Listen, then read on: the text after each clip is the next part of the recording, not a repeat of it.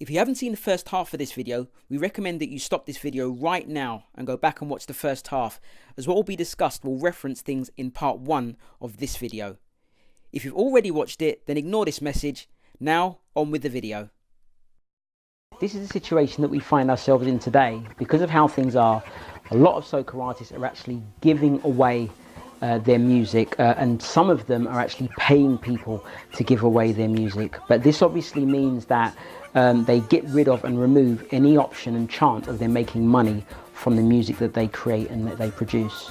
One of the comments that we actually received with regards to our last video that dealt with DJs who keep repeating tunes is that many DJs find it very daunting, going through so much soca in order to find the tunes that really stand out and appeal to a wide range of people. But you have to remember that, platforms like YouTube, platforms like Google, they don't just, give you the results that you're looking for. Their results are actually controlled through algorithms. So that means that, like I said before in the video, loads of people who are looking for music in the same place are gonna pretty much get the same results. So what's happening at the moment is that in order to get out there as much as possible, artists are now giving away their music for free.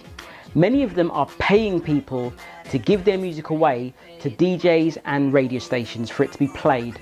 Now this is great for distributors. The music is coming straight through to them, being sent to them by artists all the time.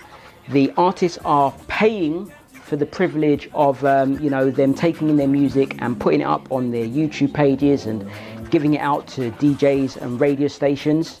And they also make revenue as well directly from YouTube, who pays them for the amount of views the videos that they put up receive from everyone who logs into YouTube and checks out all of those soca music videos.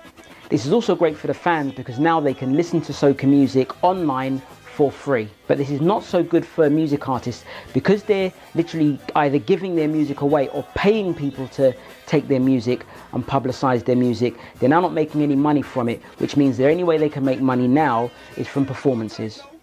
What a lot of artists don't actually realize is that a lot of the people that they're giving their music away to, those people are actually often making anywhere from like £50,000 or dollars a month, all the way up until almost £1 million or $1 million each and every year. And if you don't believe us, don't take our word for it. If you want to check this out yourself, all you need to do is go online, go on a website called socialblade.com, and for those people who are perhaps giving their music away to people who are running YouTube channels, pop in the username in the search bar on that website and it'll tell you how much money is being generated by the music that is being given to these people. While soca music is actually spreading and getting out there more and more, it does mean that it creates new issues. Interestingly enough, the challenges that soca artists are currently experiencing due to all of these changes are no different from any of the issues that a lot of up-and-coming artists from other music genres are experiencing. However, looking at artists like Meghan Trainor and Drake, who have created music that has been influenced by soca, what it tells you is that soca music can quite easily cross over to the mainstream if it's done in the right way. And this doesn't mean obviously that you've got to water down the music or change it or anything like that. This relates to something that I wanted to talk to you about called the 80-20 principle.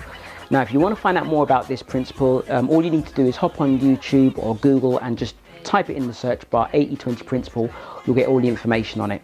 But basically how this relates to the soca scene and soca music is when you look at it, what you find is that 20% of the top performing artists are focusing 80% of their effort on quality of their music and 20% of their effort on volume. While conversely, what you find is 80% of the lower level of soca artists are spending 80% of their effort on volume and only 20% of their effort on quality. Now the principle can vary between 5 to 10% worth of tolerance.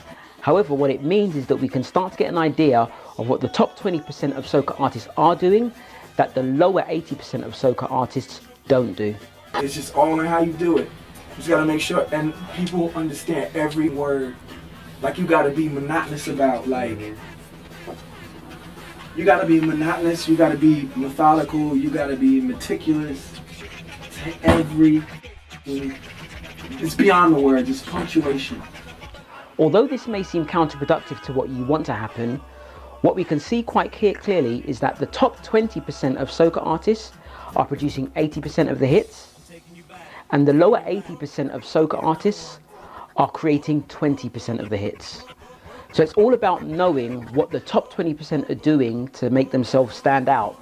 And what they're doing is they're focusing on quality over quantity, taking more time with their music to create hits. Now, one of the things that we realize is that focusing on quality over quantity can be really hard. It costs more, it involves more risk, but the potential rewards are a lot greater.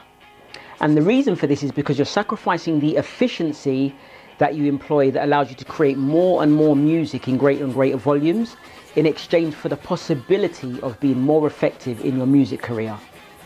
It also means that once you've got a finished song, you have to protect and control your music. If that music goes out to anyone, you have to have agreements firmly in place to have a good idea of how that music's going to be used and where it's going to be played.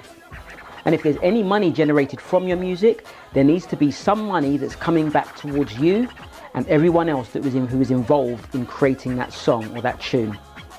So what the 80-20 principle tells us is that if you want to make it big and you want to start making money from your music, you're not going to be able to do that using a rhythm that a producer has sent through to yourself and 12 other artists. It's good to have a rapport with the producer all the time. When you in tune, it's like you the pitcher and he's the back catcher. Back catcher always throw the signs and the pitcher just know what to throw. So you have to be in tune like that. You could catch somebody with an album and have a real not good album. Might be a good MC, but look at the music he chose. His girls is messed up. I never really had an album with whack beats. You know what I mean? Sometimes I might have fumbled the ball on the rhyme, but as far as the beat, I don't really think so.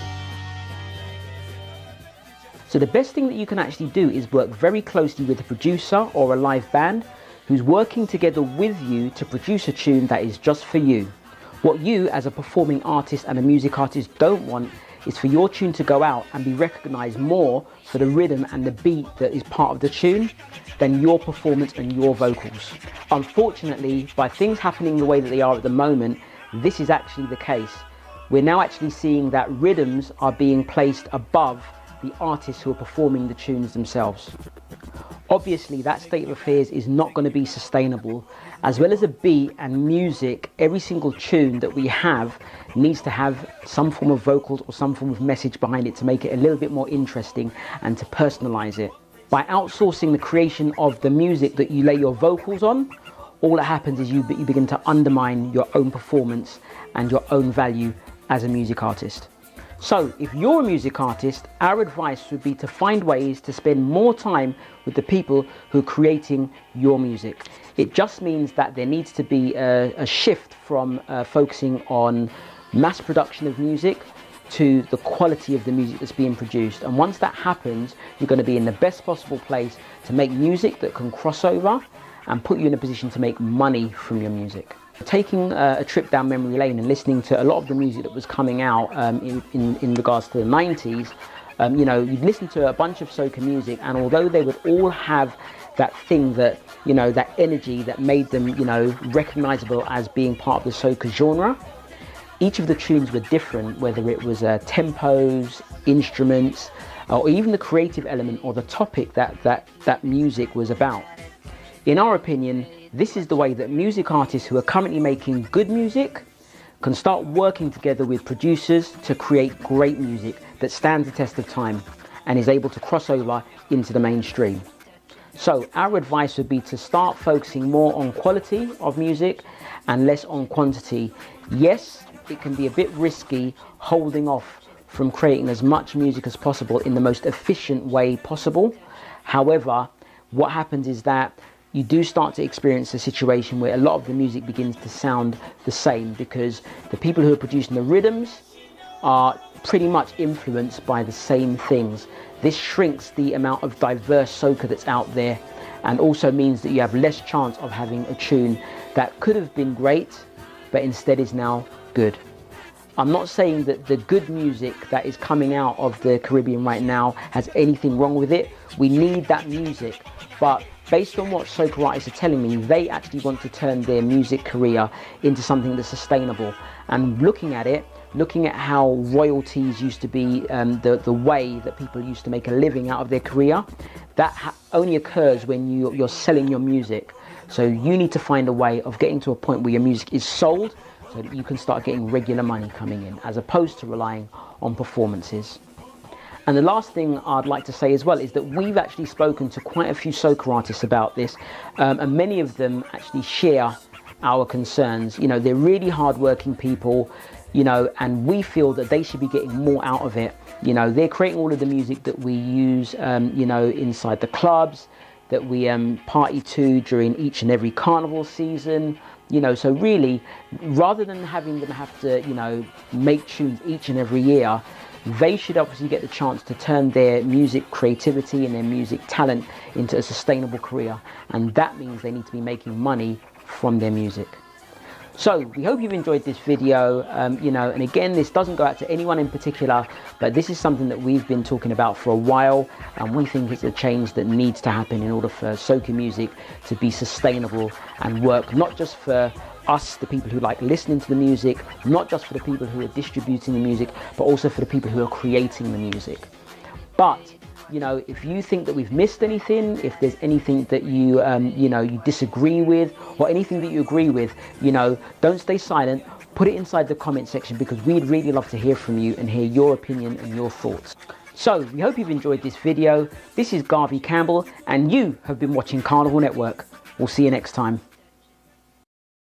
Follow us on Facebook and Instagram at Carnival Network, on Twitter at CarnivalNet, and check out our website, carnivalnetwork.co.uk.